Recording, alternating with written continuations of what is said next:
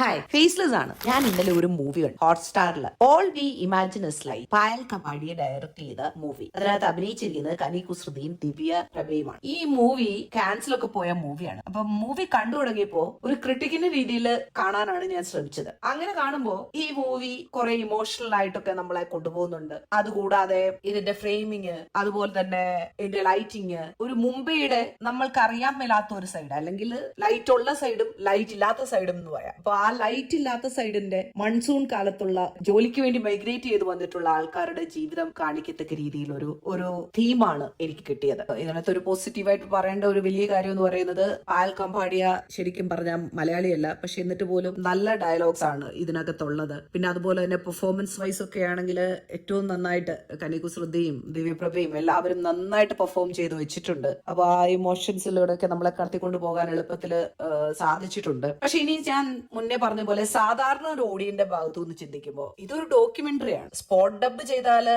രണ്ട് nudity കാണിച്ചാല് cancel പോകുന്ന രീതിയിൽ സിനിമ മാറിയിട്ടുണ്ടോ എന്ന് സംശയിക്കത്തക്ക രീതിയിലാണ് ഇത് പോയിരിക്കുന്നത്. കാരണം സ്ലം ഡോഗ് മില്യനർ ഇറങ്ങിയപ്പോ ഒരു പ്രത്യേകമായിട്ട് സിനിമ നല്ല സിനിമയാണ്, പക്ഷെ അതിന്റെ ഒരു കോൺട്രോവേഴ്സി ഇന്ത്യനെ ഭയങ്കര ചീപ്പായിട്ട്, അതായത് ഇന്ത്യയുടെ ചീപ്പായിട്ടുള്ള ഒരു സൈഡ് ഉണ്ടല്ലോ, കഷ്ടപ്പാടിന്റെയും ബുദ്ധിമുട്ടിന്റെയും അങ്ങനെ ഒരു സൈഡ് എടുത്ത് കാണിച്ചു കഴിഞ്ഞാല് ഈ എബ്രോഡ് ഉള്ളവർക്ക്, സായിപ്പുമാർക്ക് ഭയങ്കര സന്തോഷമാണ്. അവരിത് കണ്ടിട്ട് ഇതാണ് ശരിക്കുള്ള ഇന്ത്യ, ഇത് മാത്രമാണ് ശരിക്കുള്ള ഇന്ത്യ എന്ന് ചിന്തിക്കത്തക്ക രീതിയിൽ അവർ ഇതിന് കുറെ അവാർഡൊക്കെ കൊടുക്കും. അപ്പൊ ഇതും ഏകദേശം അതുപോലെ തന്നെയാണ് കണ്ടിരിക്കുന്നത്.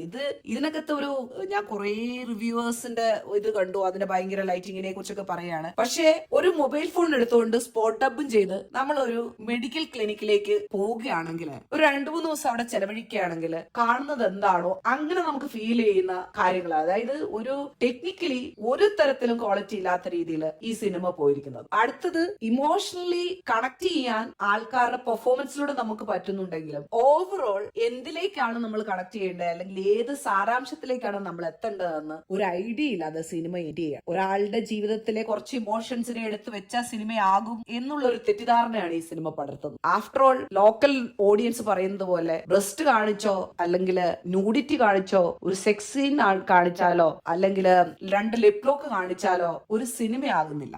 വളരെ അതിശയപ്പെട്ടു ഞാൻ. കാൻ ഫിലിം ഫെസ്റ്റിവലൊക്കെ പ്രദർശിപ്പിച്ചുകൊണ്ട് അതിനെന്തെങ്കിലും ക്വാളിറ്റി ഉണ്ടാവുന്ന കരുതി.